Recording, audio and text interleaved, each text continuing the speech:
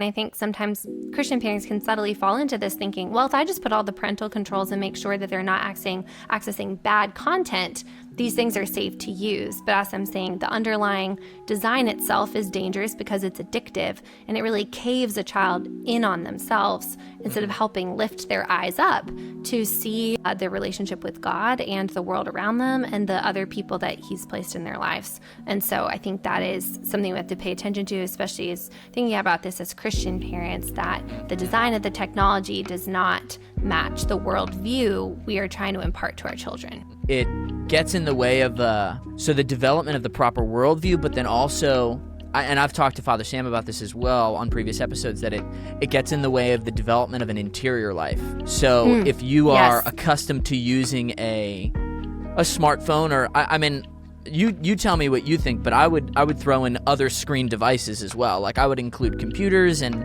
YouTube frequently, but also like if you're just addicted to hockey, I'm not speaking from personal experience, but you're used to receiving things instantaneously, like that teaches you that silence and waiting in prayer isn't an option. That's right. And so like it gets in the way of even the practice of faith.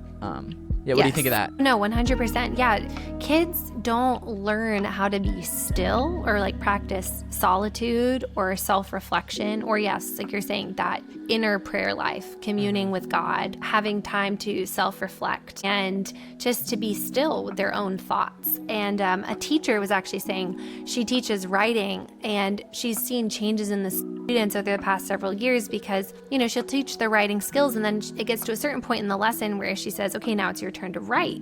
And you need to just stare at the paper until an idea strikes you, and then you're going to write something. And it might take some time, like your brain thinks, and then it'll have something to write. She said her students feel like something's wrong with them, this feeling of being like empty-headed, not having anything kind of constantly being stimulated at them. They think something has gone wrong, that they actually don't know how to be still with their own thoughts and actually give the time to think and reflect, which then turns into writing and creativity. And so I know other creative musicians and artists have mentioned this too. They're worried about even kind of the future of arts and creativity, because a lot of creativity comes from boredom and from time by yourself to have ideas and to have original thought. And I think we're really losing that because kids are constantly stimulated